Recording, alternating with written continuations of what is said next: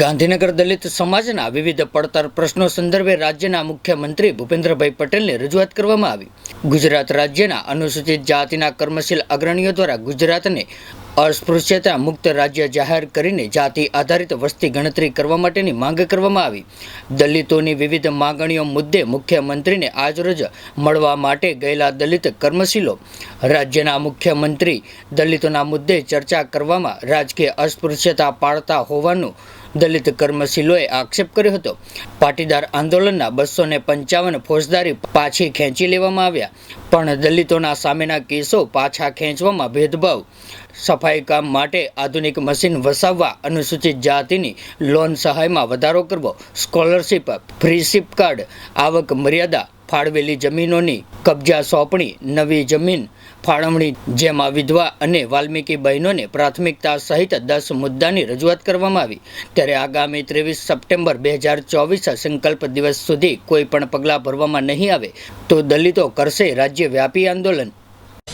વર્ષોથી દલિત સમાજના જે પડતર પ્રશ્નો છે એની રજૂઆત કરવા માટે અહીંયા આવેલા। રજૂઆતના મુદ્દાઓ એ છે કે રાજ્ય સરકાર એ ગુજરાતને આભડછેટ મુક્ત રાજ્ય જાહેર કરે અને જાતિ આધારિત વસ્તી ગણતરી કરવામાં આવે।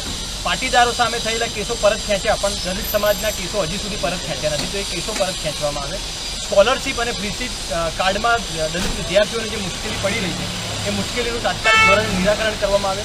દરેક પે સેન્ટર દીઠ એક અંગ્રેજી માધ્યમની સરકારી શાળા ખોલવામાં આવે અને જે રાજ્યની અંદર ભાનુભાઈ વણકર અને ઉના કાંડ વખતે રાજ્ય સરકારે બાહેધરી આપી છે એનું પાલન કરવામાં આવે। આ તમામ માગણીઓ સાથે આજે મુખ્યમંત્રીને મળવા અમે આવેલા, પણ મુખ્યમંત્રી જાણે દલિતો સાથે આભડછેટનું પાલન કરતા હોય એમ દલિતોને મળવાની ના કહી અને એસીએસ હોમને અમને મળવા મોકલેલા છે, પણ એમાં ટપાલથી વિશેષ કોઈ જવાબ અમને મળ્યો નથી। એટલે આગામી દિવસોમાં આ મુદ્દે સંકલ્પ દિવસ એટલે કે 23 સપ્ટેમ્બર સુધીમાં જો કોઈ નિરાકરણ કરવામાં નહીં આવે આ મુદ્દાઓનું, તો આગામી દિવસોમાં દલિત સમાજ આંદોલિત થવાની ફરજ પડશે અને ગાંધીનગર સુધી અમારે પદયાત્રા કરીને આવવાની ફરજ પડશે। અને જો એમને સ્કોલરશીપ ફાળવવામાં ના આવે તો એ વિદ્યાર્થીઓના ભવિષ્યનું છે, એટલે આ પ્રકારની મુશ્કેલીઓ રાજ્યના દલિતોને પડી રહી છે। અમારા તમામ અપડેટ્સ મેળવવા માટે જોતા રહો આપણું ગુજરાત ન્યૂઝ। तो व्हाट्सएप, ट्विटर, फेसबुक, इंस्टा जहाँ भी आपका अकाउंट है, इसे शेयर बटन के द्वारा वहाँ पर शेयर करें।